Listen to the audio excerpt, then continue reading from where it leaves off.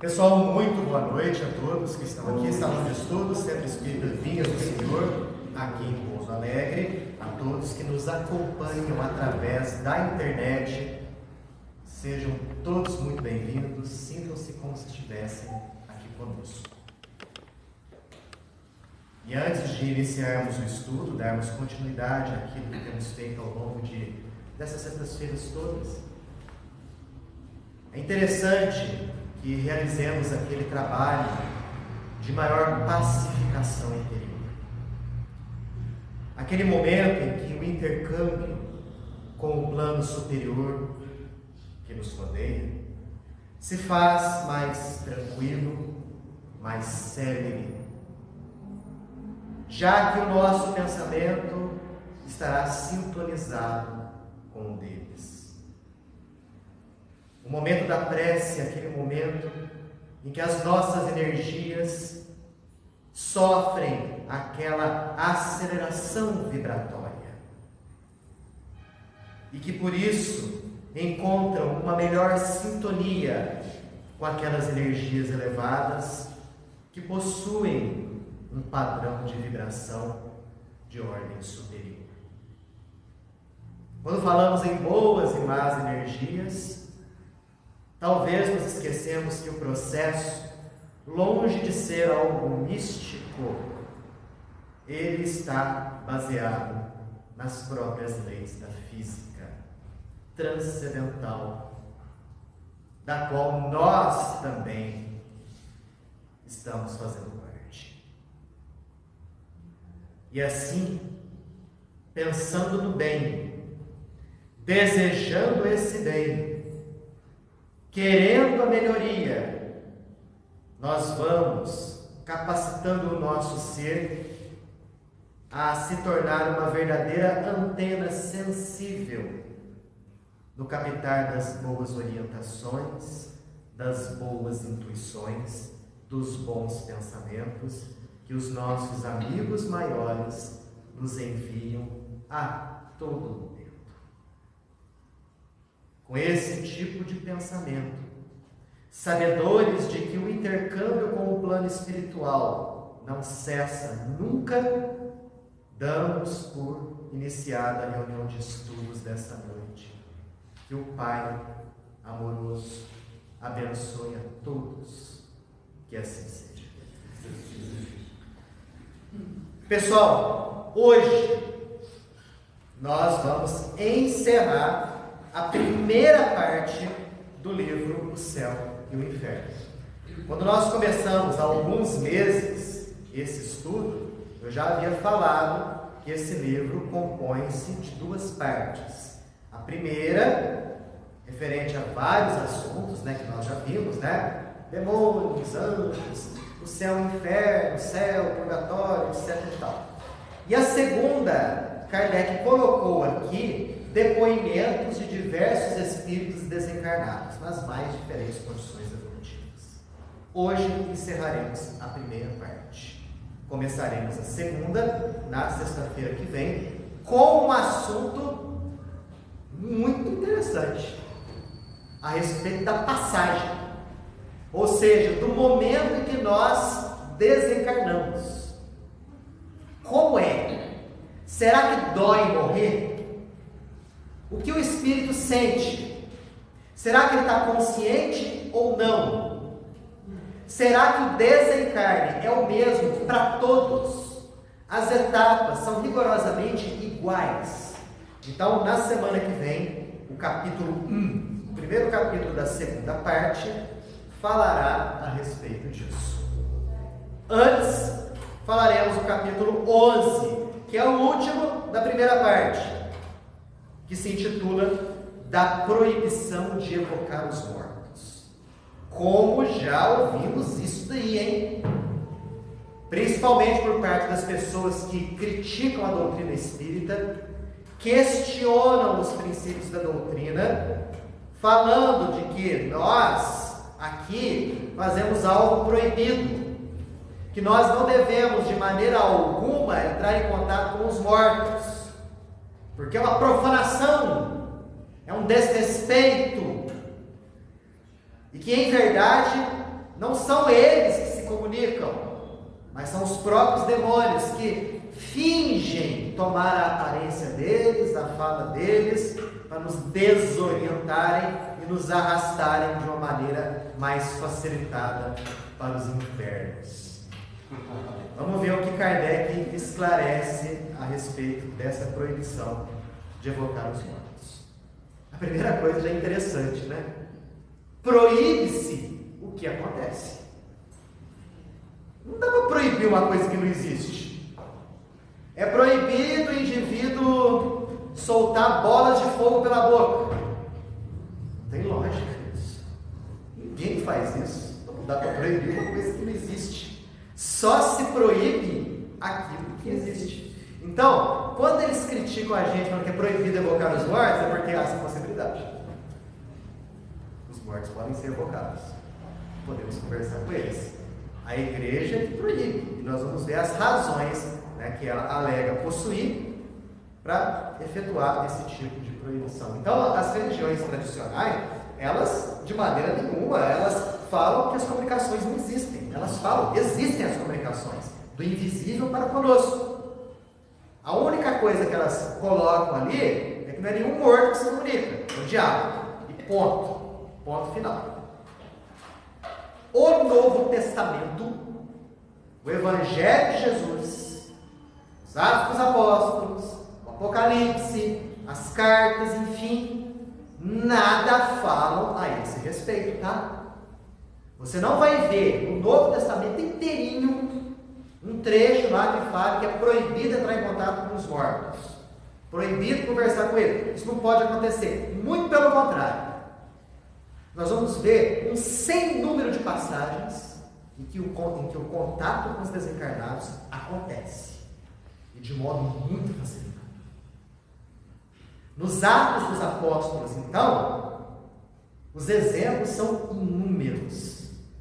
Não sei se vocês sabiam, mas o primeiro século do cristianismo, os primeiros 100 anos, pouquinho mais, a comunidade cristã ali, naquela época, que estava se espalhando, né, por aquele pedacinho de mundo, era orientada pelos desencarnados. Aconteciam as chamadas reuniões pneumáticas. E olha que coisa interessante. Se a gente pegar a palavra pneuma em grego, significa espírito. Então, reuniões pneumáticas que aconteciam naqueles tempos apostólicos, ou na primeira geração do cristianismo, as reuniões pneumáticas eram reuniões espíritas. A própria palavra é a mesma, só que um ali você vê o grego e o outro você vê o latim. Mas é a mesma coisa. E isso, obviamente, com o tempo, foi sendo abafado. Porque os espíritos superiores eram eles que orientavam o cristianismo nascente. Através dos médicos, que obviamente naquele tempo essa palavra não existia, nós vamos falar profetas, já que o significado é o mesmo. Através dos profetas, os espíritos coordenavam o movimento, davam instruções, orientavam condutas e também criticavam a postura e o encaminhamento de algumas práticas que estavam começando a surgir. Esse foi o motivo pelo qual os dirigentes das comunidades, enciumados dos profetas, quiseram abafar as comunicações com os mortos. Não foi outro motivo. Isso em tempos passados. Então a gente vai ver inúmeros exemplos. A primeira epístola do apóstolo Paulo aos cidadãos da cidade de Corinto é como se fosse um verdadeiro livro dos médiuns, resumido.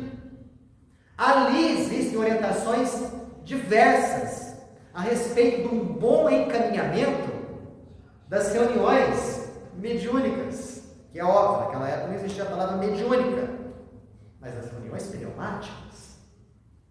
Inclusive orientando que quando um falasse, o outro tinha que se manter calado, a fim de que houvesse uma organização ali nas reuniões. Se a gente pegar o primeiro capítulo, a primeira carta de Paulo aos Coríntios, nós vamos ver inúmeras orientações a esse respeito. Era uma coisa comum no cristianismo nascente. Então, não adianta evocar o Novo Testamento. Aqueles que criticam a evocação com os mortos, eles pegam o quê? Trechos do Antigo Testamento. De Moisés. Que, aliás, nós vamos ver aqui, de modo algum se enquadra com a doutrina espírita. Forçar a barra de um jeito assim para poder o espiritismo enquadrar lá. E em verdade não existe. Então Kardec coloca aqui 3 trechos, que são os mais ventilados ali, para condenarem o contato com os mortos e, consequentemente, a doutrina espírita. O primeiro está em Levítico, no capítulo 19, no versículo 31. Dá só uma olhada nisso aqui. Não vos desvieis de vosso Deus, para ir procurar os mágicos, e não consulteis os adivinhos, de medo de vos manchar, em vos dirigindo a eles. Eu sou o Senhor vosso Deus. Aqui fala em mágico, e aqui fala em adivinho. Ainda no Levítico, no capítulo 20, no versículo 27. Se um homem ou uma mulher tem um espírito de Piton, o que é um espírito de Piton? É um indivíduo que tem uma sensibilidade mediúnica.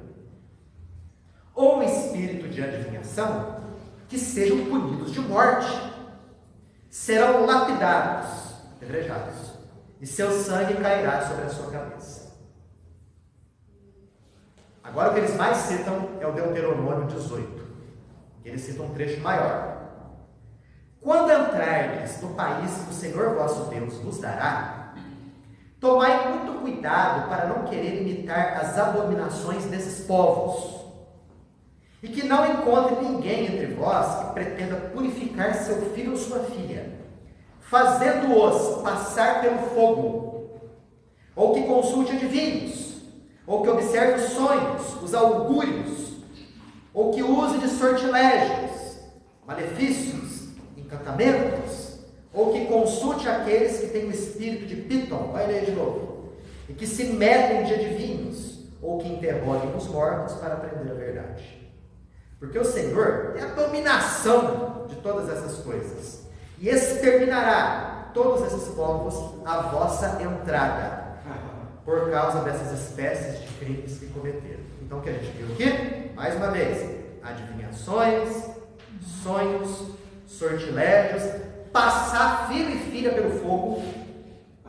Eu vos pergunto, onde que tem essas orientações na doutrina espírita? Eu nunca vi. Aqui no centro, tenho certeza que nunca ninguém viu passar filho e filha, ninguém viu. Né? No meio espírita, existem as adivinhações? A leitura para ver o futuro? Os sortilégios? O desenvolvimento de filtros do amor? Magias de modo geral? E tem outros trechos aqui que falam o seguinte: jogar o primogênito nas pedras dos riachos, pegar os licores e dedicarem um pedacinho dos licores, um pouquinho deles, em honra aos deuses. Tudo isso eles se relacionam com o espiritismo. Inclusive, existem, além dos erros de tradução, que são vários, além das traduções erradas, existem as traições ao texto também.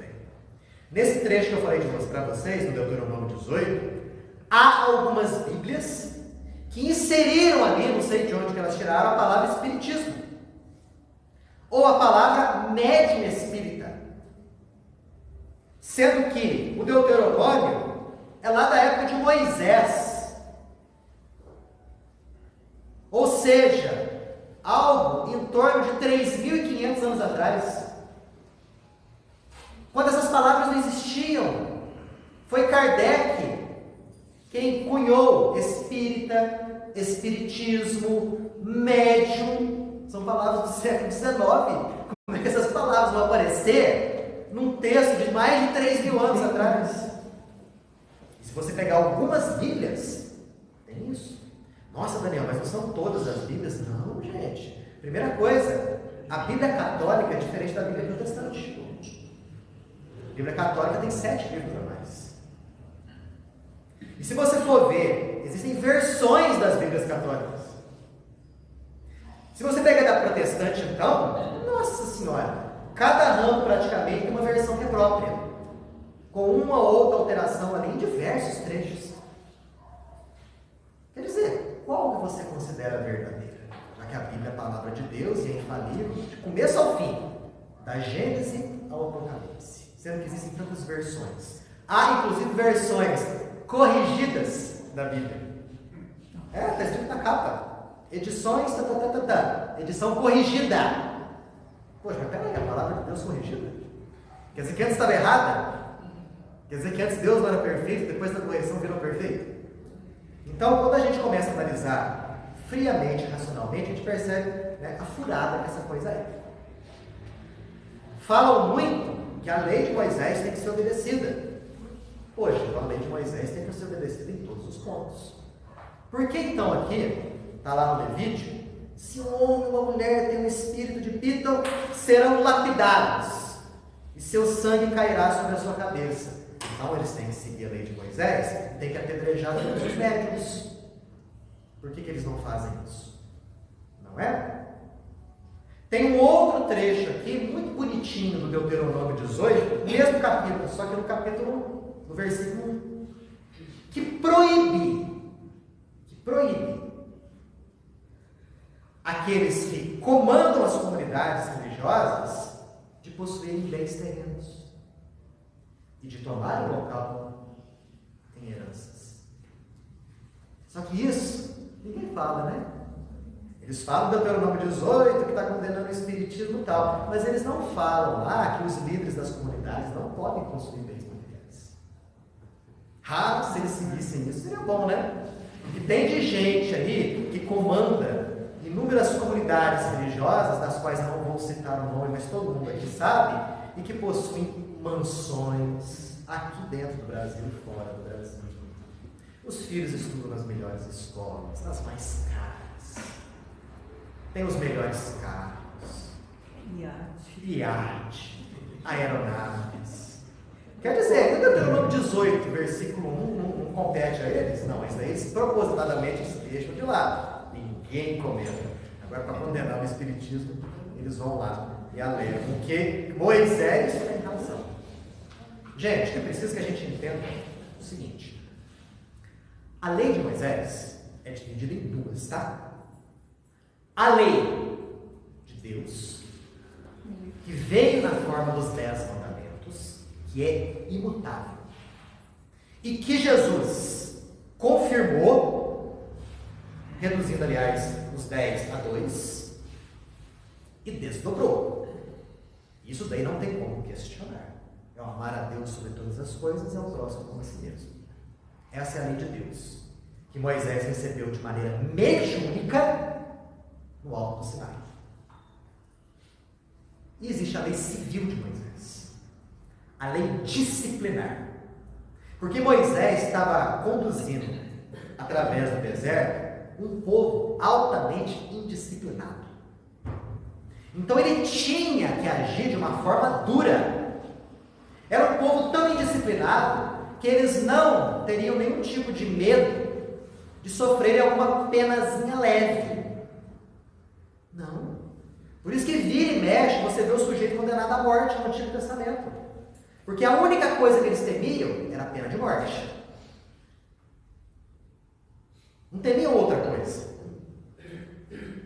E mesmo assim no deserto não tinha casas de correção, não tinha presídio no deserto. Não tinha cadeia no deserto. Eles ficavam vagando, ficavam 40 anos vagando no deserto. Então, Moisés teve a lei disciplinar dele. E muito espertamente, aliás, como todos os legisladores da antiguidade faziam, ele fez. Ele tinha que dar autoridade àquela lei civil. E se ele falasse aqui, ó, essa autoridade vem de mim, tá? Ninguém ia dar mínima para ele. O que ele fez então? A autoridade vinha de quem? Vinha de Deus. Vinha de Deus. Por isso que está aqui no Levítico, a última palavrinha. Eu sou o Senhor vosso Deus. Então Moisés falando isso, né, carimbava lá que o negócio vinha do alto. Vocês têm que obedecer. Desculpa, gente, não sou eu, tá? Vem de Deus. Então todos nós temos que obedecer. Mas por que ele tinha essa lei civil disciplinar? Por causa das circunstâncias da época. Deixa eu perguntar para vocês.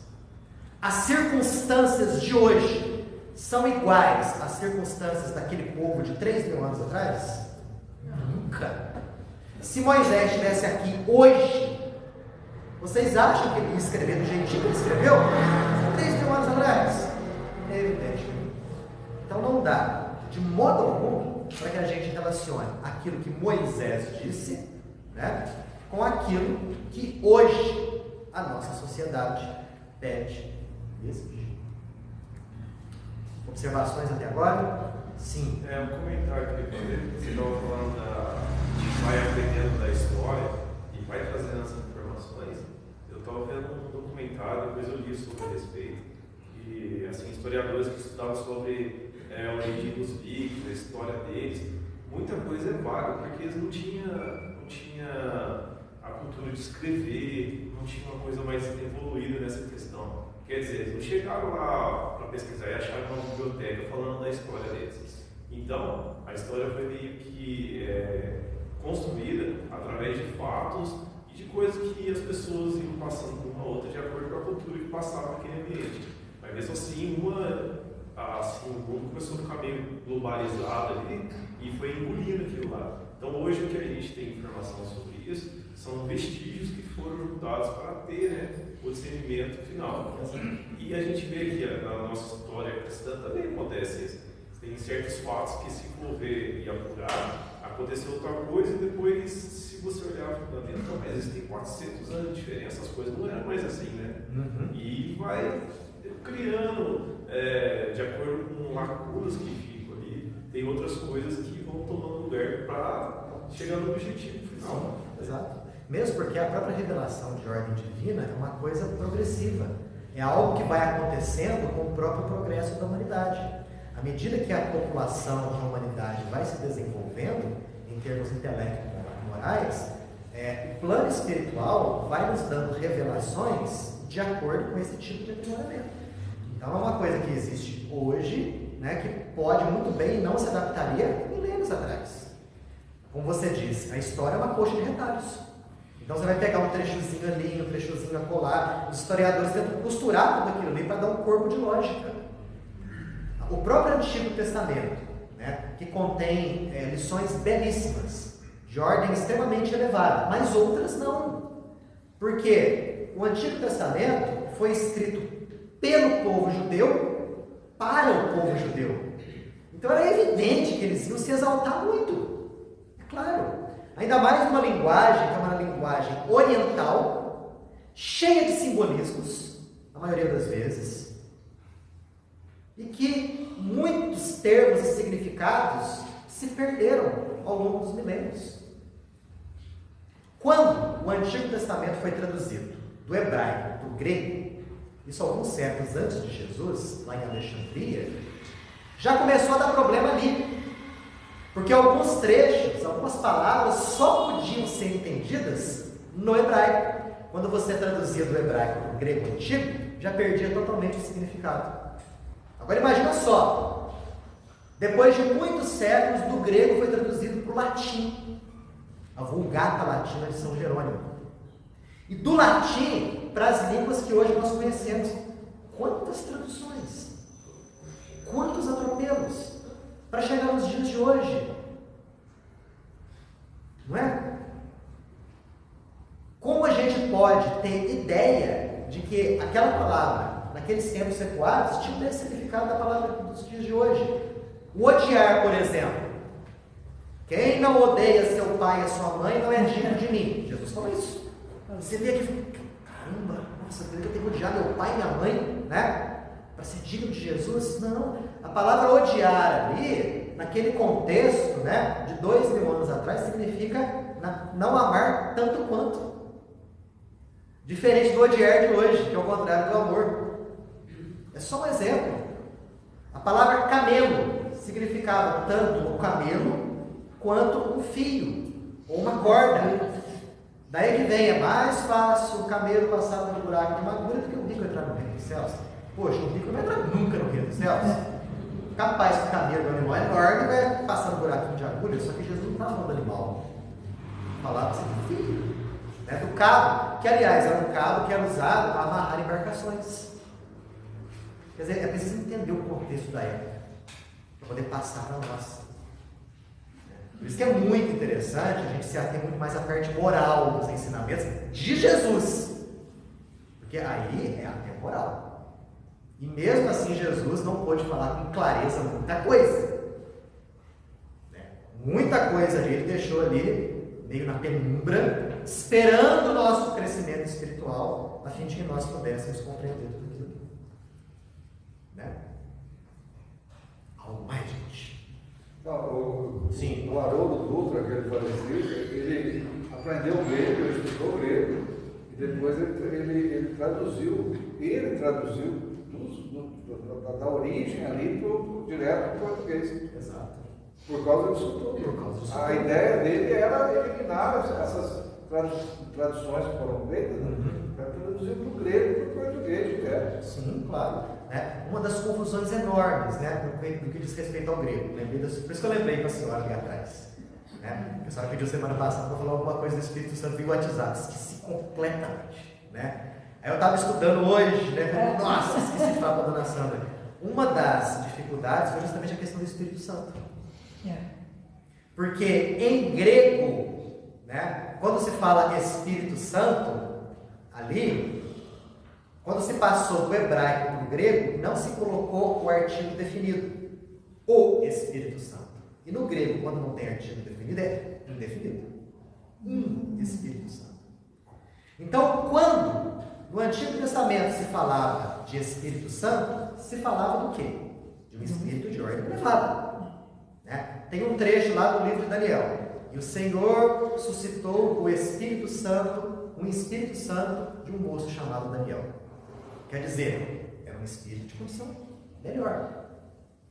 Não é o Espírito Santo.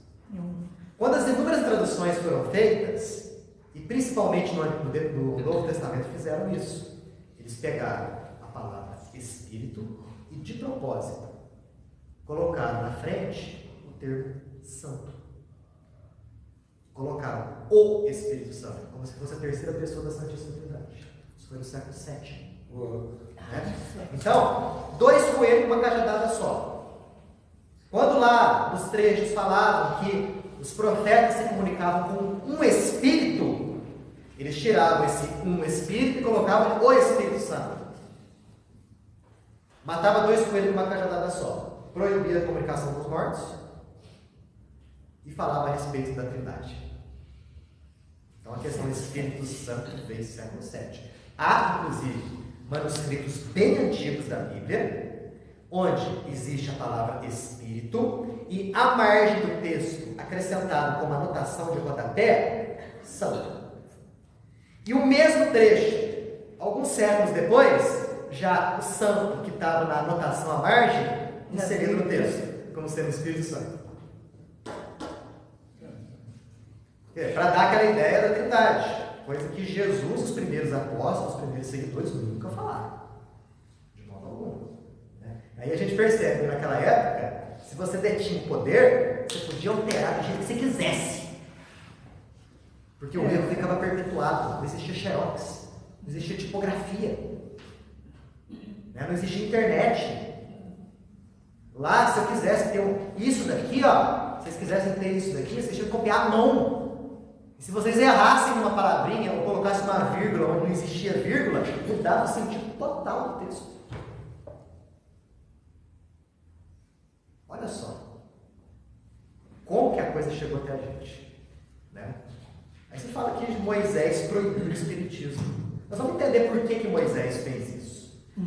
Como ele disse sobre o Haroldo é um nível intelectual assim absurdo, né?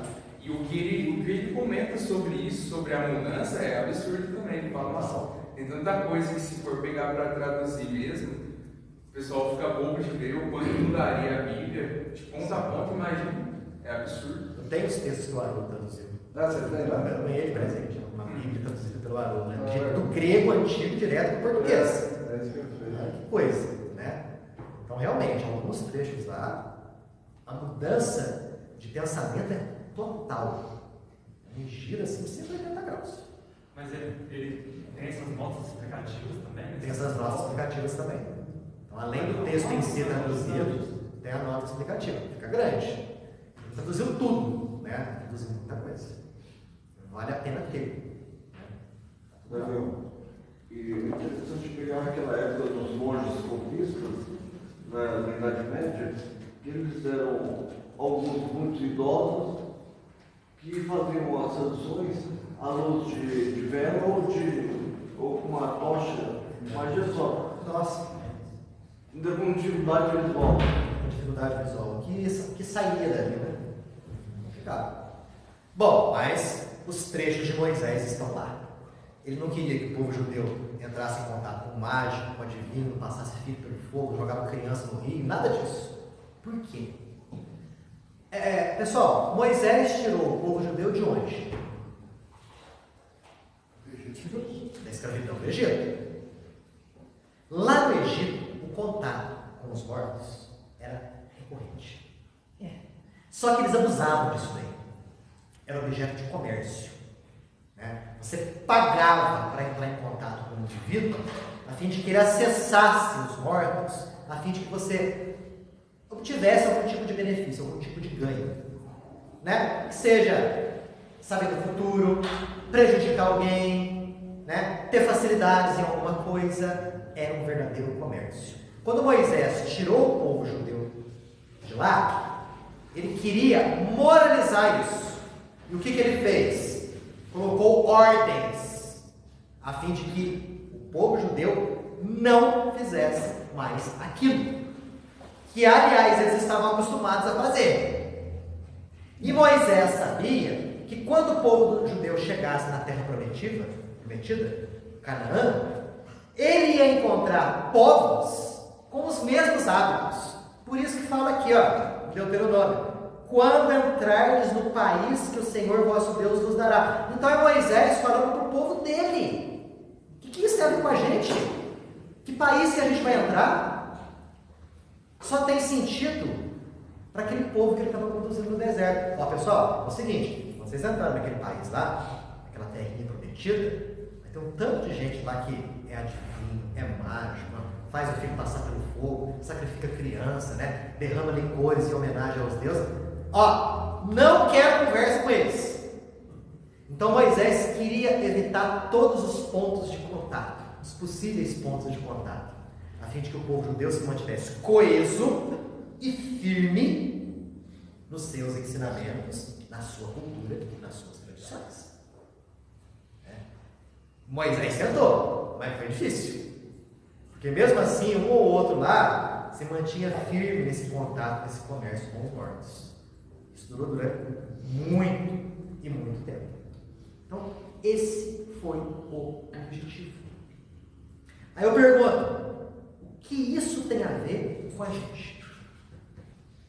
Não se faz mágica no meio espírita, não se adivinha o futuro, não se consultam os mortos objetivando o quê? Curiosidade, ou para aplanar os caminhos, ou coisas do gênero. Então, essa tal da proibição de Moisés, obviamente, não existe. Tanto não existe que Jesus, você não vai ver uma passagem em que Jesus fala que é proibido entrar em contato com os mortos. Você não vai ver uma única passagem. Pegaram esse trecho de Moisés, que foi o trecho que eles mais viram que tinha alguma coisinha a ver, e mesmo assim fizeram uma adaptação distorcida aqui para a nossa realidade. Ok? Perguntas? Comentários? Continuando aqui. A questão de Moisés ainda. Gente, 2 pontos. A lei de Moisés não rege o cristianismo. E a lei de Moisés é imprópria aos costumes de nossa época. Kardec até pergunta aqui: é lícito a gente perguntar? Nós somos cristãos, nós somos judeus. Nós seguimos as orientações de Jesus ou as orientações de Moisés? A lei de Moisés não rege a gente. Rege o povo judeu. Mas nós buscamos ser cristãos. Não somos pertencentes ao judaísmo. Os judeus não aceitam ainda o Messias, né? Eles estão esperando. Estão esperando o Messias até hoje. Né? E mais, Moisés falava para o povo daquela época. Não dos dias de hoje. Então, aquelas tais proibições, nada diz a respeito do espiritismo. Mesmo que Moisés regesse o cristianismo, mesmo que fosse adaptado aos costumes da nossa época, em nada o espiritismo se enquadra nas tais proibições deles. Por quê? Por que a gente entra em contato com os mortos? Quem é que sabe? Para conhecer a verdade.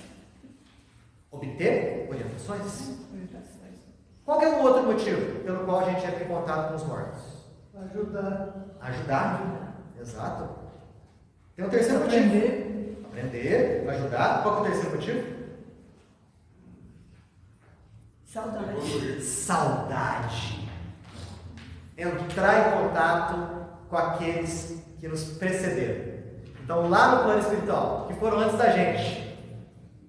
Aí eu pergunto para vocês: quando o contato com os mortos é feito nesses três objetivos, o que há de errados?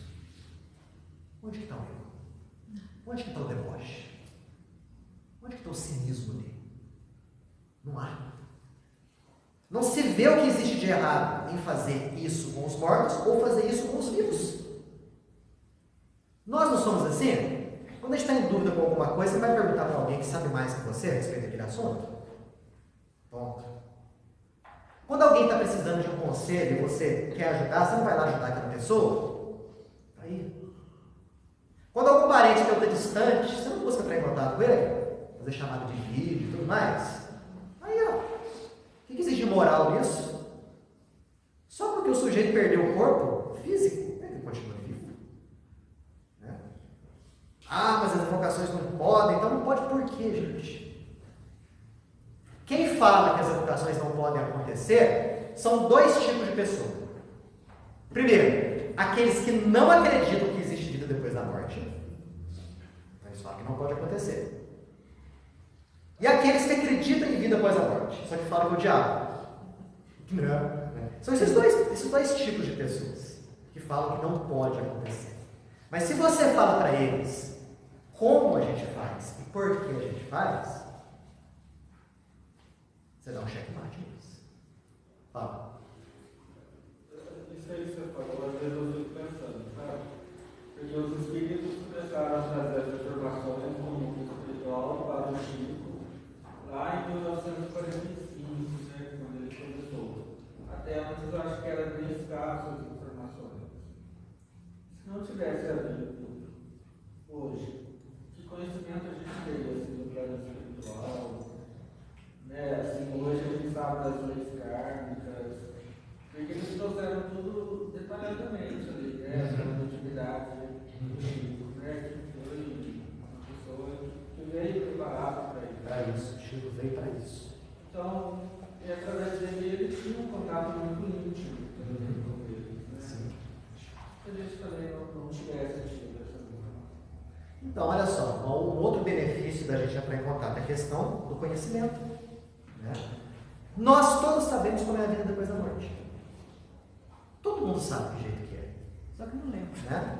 Não, a gente sabe, através dos livros. Ah, não. Através dos livros mostra-se pra gente como é a vida depois da morte. A série André Luiz, Né? A série André Luiz, já que você citou o Chico, né? A Patrícia. A Patrícia e vários outros. Mas a própria série André Luiz é riquíssima de detalhes. Fala da vida no plano espiritual. Descreve cidades, descreve roupas, descreve alimentação, descreve as atividades dos espíritos. Quer dizer, é uma iniciação para nós no plano espiritual. Quando a gente desencarnar, nós vamos nos adaptar com muito mais facilidade ao plano espiritual. Nos incita, inclusive, a melhorar, a progredir, a sermos desapegados dos bens materiais, a fazermos o bem, a caridade. Porque tudo isso vai ser facilitado, vai ter facilitado a nossa adaptação do lado de lá. Por que existe mal nisso? Por que isso é antiético? Por que isso é imoral? Não consigo entender por que seja. E Se fosse algo ruim, era mais fácil eles proibirem de lá para cá. Proibirem de lá para cá. Do que a gente daqui. Não, e outra coisa, olha a coisa incoerente, olha a incoerência. Não pode entrar em contato com os mortos, tal. O que eles avisam pra gente? O que eles falam pra gente? Quando a pessoa morre, ela vai para 3 lugares: céu, inferno e purgatório. Quem está no inferno sai de lá. Então são eles que entram em contato com a gente. Quem está no céu, nossa, está lá na beatitude, né? Contemplando Deus. não quer nem saber. E quem está no purgatório está mais preocupado com a própria salvação que qualquer outra coisa. Então não tem sentido. Já que os mortos não podem vir mesmo, para que proibir? É verdade. Não tem lógica. E quem Dá esse trabalho. Aí Kardec faz essa pergunta. Se proíbe que os mortos entrem em contato com a gente. E quando se invoca a proteção dos santos? Você está conversando com um morto. Jesus está morto há 2000 anos. Jesus morreu faz 2000 anos. Aí fica a pessoa, pelo amor de Deus. E a gente chama ele sem parar. A gente chama ele sem parar, né? Os adeptos dos santos invocam a proteção dos santos. E quantos na Igreja Católica que foram santificados e que viram os santos através do fenômeno da vidência? Os canonizados aí pela Igreja, né? O Papa, a Madre Teresa, Todo mundo vai contar com os mortos. tudo aqui entre nós, de repente, todo mundo. Exato. O próprio Chico, você falou, se o Chico tivesse se mantido dentro do catolicismo e tudo mais, seria já canonizado em vida. Porque ele foi demonizado em vida pela igreja, né? Por conta de tudo aquilo que ele fez. Mas então, aqui é incoerência. Se proíbe algo que realmente não tem como acontecer. Quando você fala com um materialista, você até entende o pensamento do materialista. Ele não acredita que existe vida depois da morte, então claro, se não existe vida, nada vai se comunicar. Mas quando você fala de alguém que acredita na alma e que acredita que a alma continua, não tem sentido. Kardec até faz meio que um desabafo nesse capítulo. Quando surge o mais poderoso meio de convicção acerca da existência da vida depois da morte e da continuidade das relações deles para conosco, qual que é o mais poderoso meio de convicção que fala aqui? O Espiritismo. As religiões tradicionais, ao invés de acolherem, para com isso terem argumento para combater o materialismo, as religiões tradicionais, ao invés de acolher, combatem com todas as forças. E chegam ao cúmulo de andarem de mãos dadas com os materialistas para poder combater o Espiritismo. Aí depois se queixam. Os templos estão vazios. As catedrais estão vazias. As vocações para o sacerdócio estão diminuindo cada vez mais. Mas é claro, prega-se coisas que faziam sentido há séculos atrás, mas que agora não fazem. Aí vem a pergunta: por que eles combatem então? Alguém aqui tem ideia? Poder? Explica para mim melhor isso. Vamos perder a década. Perder a década? Dinheiro, poder, perder a década. Tudo isso é o mesmo motivo que fez, a partir do 2º século, eles combaterem as reuniões pneumáticas. Porque através dos profetas daquela época, ou dos médiuns de hoje, os espíritos vêm nos instruir, nos esclarecer a respeito da vida depois da morte, e principalmente, quais são as condições que devemos cumprir aqui para termos uma boa vida do lado de lá. Então, eles derrubam por terra uma multidão de dogmas e práticas que não têm o mínimo significado espiritual. Eles ficaram com medo de perder o poder. Kardec fala isso. A única explicação para esse combate ferrado contra a comunicação dos mortos chama-se medo. Eles têm medo que os espíritos superiores venham e derrubem dogmas seculares, tirando o poder deles. É o medo. Olha, o mesmo motivo que levou os sacerdotes judeus a torturarem e a matarem Jesus. Medo de perder o poder. Mesmo motivo que fez aqueles que estavam começando a criar um corpo institucional cheio de dogmas a perseguir as reuniões pneumáticas. O mesmo motivo que fez o pessoal perseguir Kardec, que tenta perseguir o espiritismo de hoje. Fala. É que quanto mais a pessoa é esclarecida, mais difícil de manipular, né? De fazer a pessoa seguir o que quer que seja seguido. Maravilha. É isso aí. Quanto mais conhecimento o indivíduo tem, menos manipulável. O medo dos poderosos, dos controláveis, tem raciocínio. Né? Exato. Quer dizer, isso aí justifica não, né? Isso aí não torna justo, mas explica o porquê dessa perseguição. E Kardec termina esse capítulo de número 11 citando um trecho. Cadê?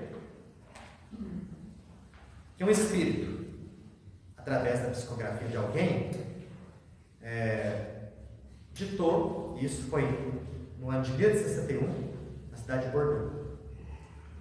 Cada espírito sofredor e queixoso vos contará a causa da sua queda, os arrastamentos nos quais sucumbiu. Dirá suas esperanças, seus combates, seus medos, dirá seus remorsos, suas dores e desesperos. Mostrar-vos a Deus justamente irritado, punindo o culpado com toda a severidade de sua justiça. Escutando-o, estaríeis comovidos de compaixão por ele e de temor por vós mesmos. Seguindo-o em suas queixas, vereis Deus não perdendo de vista, esperando o pecador arrependido, estendendo-lhe os braços logo que ele sai a avançar. Vereis os progressos do culpado, com os quais tereis a felicidade e a glória de haver contribuído. Segui-lo-eis com solicitude, como o cirurgião segue os progressos da ferida que cuida diariamente. Olha que coisa mais bonita. Você, através de uma mediunidade, ajudar aqueles que precisam, orientar os sofredores, conduzi-los a um bom caminho. O que existe de antiético nisso? O que existe de moral nisso? Não há, absolutamente não há. O que há realmente é aquele medo de perder o poder. E quando se fala em reencarnação, e quando se fala simplesmente de que você pode, através das suas próprias forças, atingir a perfeição, acabou a questão de pecado original. Acabou a existência de um intermediário entre você e Deus. Acabou a questão de dízimos. Toda uma base de poder rui como um castelo de areia. Estão percebendo o medo? Esse é o medo. É o medo do conhecimento. Sabe? É a verdade que liberta o indivíduo de erros, de preconceitos e de uma escravidão. Quantos por aí são escravos e sequer percebem o grau de escravidão que se encontra? Por orgulho, né? Se for ver, muito orgulho ali de querer ter uma nova interpretação de algo, mudar alguma coisa. Nossa, é verdade. Tipo, querer mudar, às vezes tem que mudar uma vírgula, mas depois da vírgula vai vir um textão ali, né? Aí tem medo do textão que vai vir. Que vai acontecer, sem dúvida. Quando Kardec escreveu o Livro dos Espíritos, o Livro dos Médiuns, ele foi combatido. Não tenho dúvida a respeito disso. Mas foi um combate ali, né? Tem que moderar. Quando ele lançou, em seguida aos dois, o Evangelho segundo o Espiritismo, que são as interpretações de trechos do Evangelho de Mateus sobre a ótica espírita, aí as perseguições triplicaram. Porque ali ele estava metendo a mão no vespeiro, tirando a Bíblia dos donos. Né? Um negócio que não feito lá. Mas ele perseguiu e ele continuou firme nessa sua trajetória e nos legou inúmeras outras obras que nos orientam até os dias de hoje. Estão vendo porque é difícil ser espírita? Não é nada fácil. sobre isso daqui, pessoal? Quer fazer mais alguma pergunta? Algum comentário?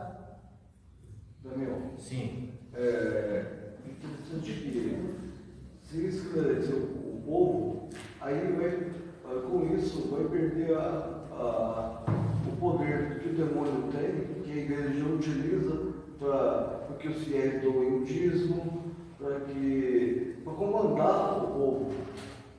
Porque o demônio não tem o poder que a igreja fala, mas para a igreja... Vou te falar uma coisa. Em algumas religiões fala-se muito mais do demônio do que em Deus. E fala-se muito mais no Antigo Testamento do que no Novo. Para você ver. Né? Porque o Evangelho de Jesus é libertador. E se você pegar as parábolas, souber interpretar as parábolas, percebe a riqueza de conhecimentos que existe aqui. Quer dizer, mas foca-se muito na questão do quê? Do medo. Você prende a pessoa com medo. Olha o diabo, olha o demônio. Você tem uma chance só nessa vida. Né? Ao homem é dado viver uma única vez, logo depois do juízo. Cita Paulo a esse respeito. Aí fala o seguinte: você tem uma única chance, então siga direitinho aquilo que eu estou mandando vocês fazerem. Porque se vocês não fizerem direitinho, o inferno é seu destino. E infelizmente muitas pessoas não têm esse conhecimento libertador e pelo medo elas ficam presas nisso daí. Geralmente são pessoas, né?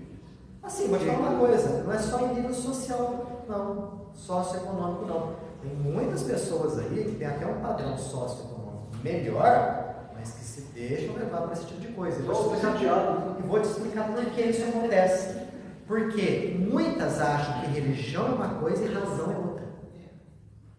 Então elas não utilizam a razão que elas utilizam no dia a dia comum dos seus negócios em termos religiosos. Porque é questão de fé e ponto final. Na Idade Média se falava credo quia absurdum. Em latim, acredite mesmo que seja absurdo. Ainda nos dias de hoje há pessoas assim. Olha, não passa muito pela minha lógica não, mas é questão de fé. Então vou acreditar desacreditando. É fé e mistério, né? Os dogmas não podem ser contestados. Daniel? Os dogmas não podem ser contestados. Não podem ser contestados. Por isso que Kardec falava, o Espiritismo veio para os insatisfeitos. E é esse o filão ao qual nós devemos nos dirigir, aos insatisfeitos. Aqueles que estão muito bem com o pensamento tradicional, ótimo, gente, maravilha, sigam em paz. É importante ter uma religião. Antes de ter uma religião, tem que ser materialista. Mesmo quando você vem, ninguém legítima a sua religião. Mas sem a sua conduta.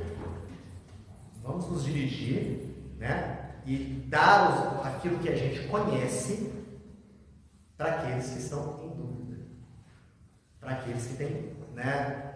Estão balançando. Será que eu acredito? Será que eu não acredito?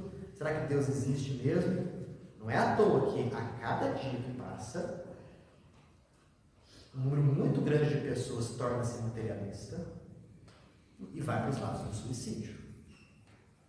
Nós estamos aqui no Setembro Amarelo, mês de combate ao suicídio. A quantidade de pessoas que estão buscando esse bem desesperado de acabar com o sofrimento através do álcool é muito grande. E com os jovens tem acontecido muito. Casos de crianças de 10, 11 anos com tentativa de suicídio. Então isso é sério, isso é grave.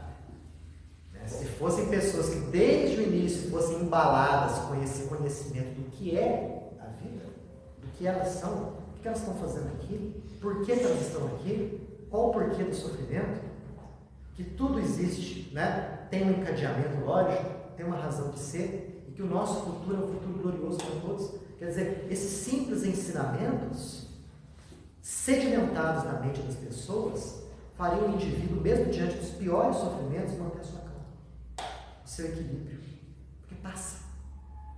Toda tempestade passa, por mais que dure, mas muitos não têm esse conhecimento.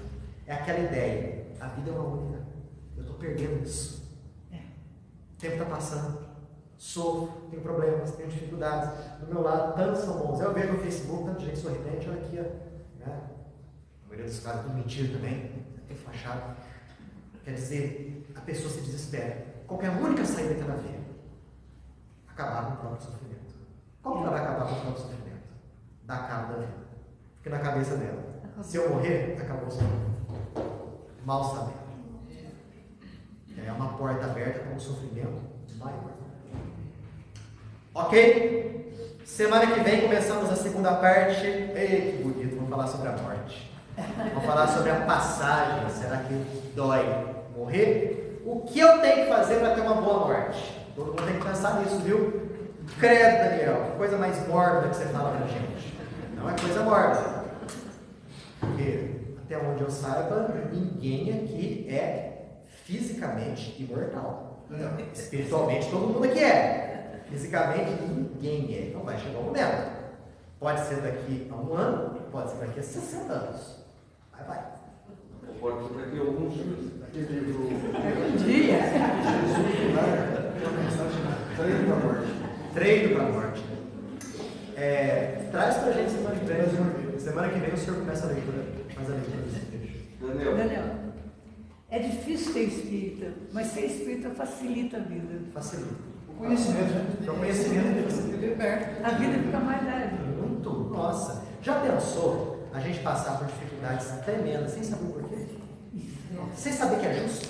Às vezes não consegue nem passar. Nem consegue. Né? A E pessoa prefere às vezes. acaba nem conseguindo. A pessoa, tem 3 caminhos. Ou ela se entorpece de medicamentos ou de drogas lícitas e ou ilícitas para poder fugir da realidade. Não é uma fuga isso daí. Porque a partir do momento que acaba o efeito, a realidade está ali batendo na porta. Ou a pessoa enlouquece. Boa parte dos casos de loucura é a pessoa que não aceita as condições de vida dela. Ela vai para o suicídio. Conhecimento fácil que a pessoa enxerga quem ela é, o que ela está fazendo aqui, qual é o sentido da vida. Quando você sabe qual é o sentido da vida, tudo fica mais claro, tudo fica mais fácil. Muitos fiéis da igreja predominante, eles aceitam como resignação. A gente vê pessoas muito pobres do Nordeste e tal, que não, eles aceitam a vontade de Deus, assim, naquela simplicidade deles. Sim, mas isso, por que isso acontece? Antes assim, né, do que ser dominado pelo materialismo e tirar a própria vida. Ali existe uma fé, né, e isso tem que ser respeitado. Ainda mais daqueles que são devotos do Padre. Exato, ou seja, são pessoas que se apegam no segmento religioso para poder dar sentido à sua vida e poder seguir. Isso é excelente. Isso é ótimo. Daniel, Fala. eu lembrei de um vídeo que eu vi essa semana da Sheila Passos, que ela fala muito sobre evangelização. Depois eu até posso postar lá no grupo esse vídeo. E ela conta uma história de um garoto que ela acompanhou e ela fala que a evangelização salva. Então, se a gente pensar por essa questão que você está falando do acompanhamento desde criança, realmente a evangelização pode salvar muitos aí, né, de até tendências suicidas ou até outras complicações. No caso, eu conto a história de um garoto que foi por crime mesmo, ele era uma favela, estava fazendo evangelização, depois eu coloco lá no grupo. Mas coincidiu que essa semana eu vi esse vídeo dela falando e ela fala muito para os evangelizadores, que é muito forte essa frase, né? A evangelização salva. Põe lá no grupo, a gente poder. Seguinte, pessoal, fechamos os nossos olhos em agradecimento a Deus por esse momento de estarmos aqui juntos, nessa conversa boa, nessa troca de conhecimentos, que nos faz entender melhor a nós mesmos, nos faz desenvolver uma resignação maior pelos instantes que estamos passando, porque damos a eles um significado. Existe um motivo, existe um porquê. E conhecimento tal que nos mostra o sentido de tudo isso, qual o porquê de tudo isso, qual o objetivo da nossa existência. Que possamos sempre mais e mais trazer isso firmemente para o nosso dia a dia. Que essa conversa nossa não se mantenha limitada aos poucos minutos que nos achamos reunidos aqui no centro. mas que possamos utilizar esses conhecimentos e, consequentemente, materializá-los em posturas e condutas no nosso dia a dia, no ambiente de nossos lares, no local de nosso trabalho, nos momentos de nosso lazer. Que a visão espiritual da vida e das pessoas possa predominar sobre a visão materialista. Porque a matéria passa, o espírito permanece. Que tenhamos sempre esse tipo de pensamento na nossa mente. Que Deus nos abençoe, que assim seja.